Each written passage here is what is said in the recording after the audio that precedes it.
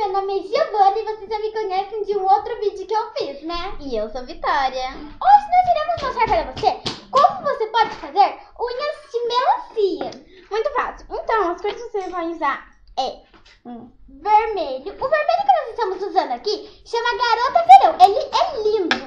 Muito lindo mesmo, tá? E também vai usar Peraí, gente.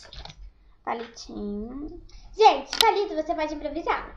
Vocês podem pegar um palitinho de limpar os cantinhos da unha e pronto. Mas você também pode pegar um esmalte, uma tampinha de um esmalte velho e pronto, enrolar ela bem, passar um pouquinho de cola pra ela não ficar durinha, né? E cortar um pouquinho pra quando ficar fininha, tá? Mas assim preto. Pera aí, é assim que fica, ó. Tá? Aí usar um preto, o meu chama Rock.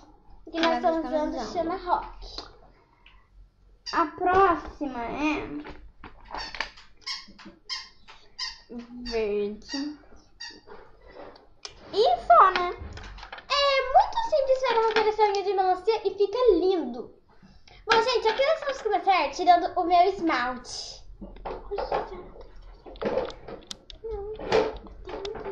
Nós vamos começar tirando o meu esmalte, ok? Então, vamos começar, né? Gente, quem vai fazer a minha mão é a Vitória, ok? Gente, se vocês estão escutando esse barulhinho, é a nossa irmãzinha, sabe? Irmã dela, né? É, minha irmã. Ela está brincando.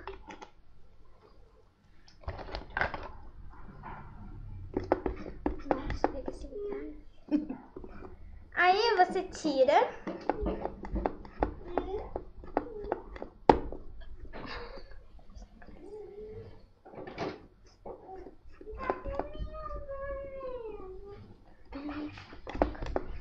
Gente, ela vai tirando aqui, tá? Que esqueci um negocinho ali. Ela vai pegar um negocinho rapidinho. Aí, ó. Se você não conseguir tirar seu esmalte somente com o algodão, você pode pegar também um palito e tirar nos cantos onde faltou.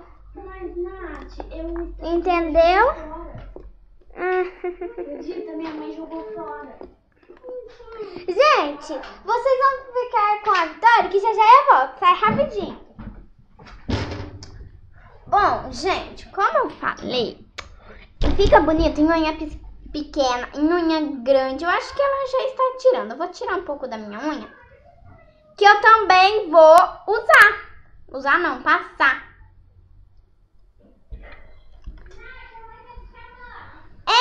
Então,